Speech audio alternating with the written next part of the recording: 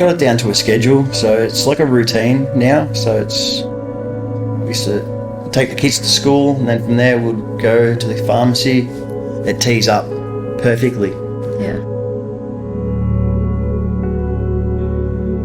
With the takeaway doses now, on a Monday I can go to the chemist and get 2 takeaways, or on a Wednesday or a Thursday or a Friday, or I can get them all 4 on a Friday and not have to go again until the next Wednesday, so I can go away for 4 or 5 days at a time, and like the day I get it, and then the next 4 days I can go away, not have to worrying about being at the chemist. So it just gives me a bit more of a life.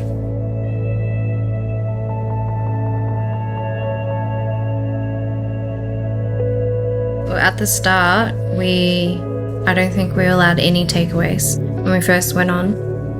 But because we live so far away, because the buses didn't go on a Saturday and Sunday, and the chemists had certain hours, so we ended up getting 3 takeaways a week.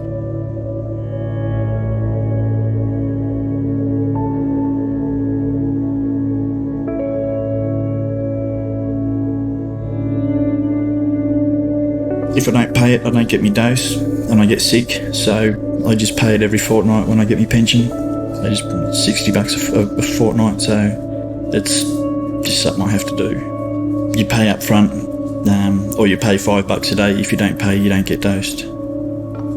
He's pretty blunt with that, most of them are. Some you can get lucky and sometimes they can. He allows us to run no more than 4 weeks behind. If I don't pay, like over Christmas time.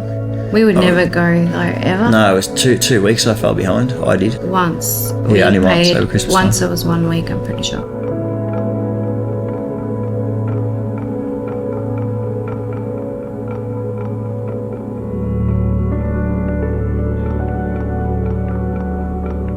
On the first pharmacy visit, they get the paperwork set out.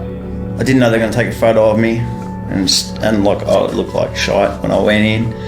And there's a reminder on the front of the book, of what I looked like. So it's sort of a good thing, I take a photo of it and you think, geez, that was me. Look at me now. I've come such a long way. First time I went in, had to get a passport photo. They didn't take a photo there. I had to go to the post office and get a photo and bring it back, and all my ID, had to sit down and go through a contract.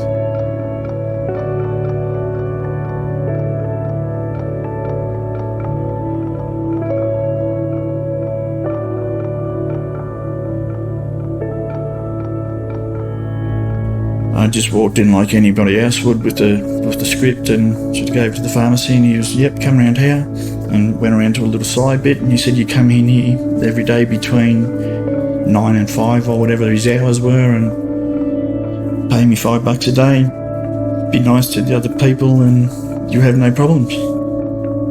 So it was pretty much like going into the chemist and getting a script for anything else. Even my methadone bottles, I keep them in a safe, just in the cupboard. I've got a safe, and we'll keep them in there, so they can't, if we're not home and they're snooping around, there's no way they can ever look at it or anything like that. So it's good. It's really good. Especially with children, like when they're young or getting teenagers, they go through stuff, and yeah.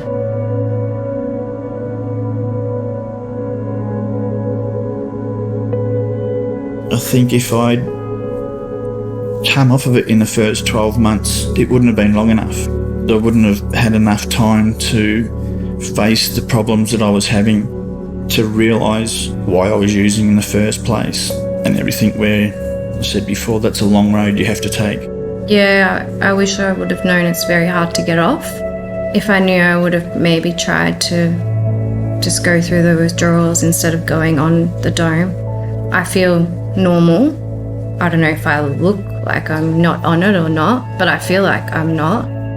Just don't know. Like, I didn't know. If I knew back then, I would have maybe tried a little bit harder. Because, I set my goals as, I don't want to be 40 and using. I don't want to be 35 and using. Yeah, as long as I'm stable and I'm sort of reducing, it's good.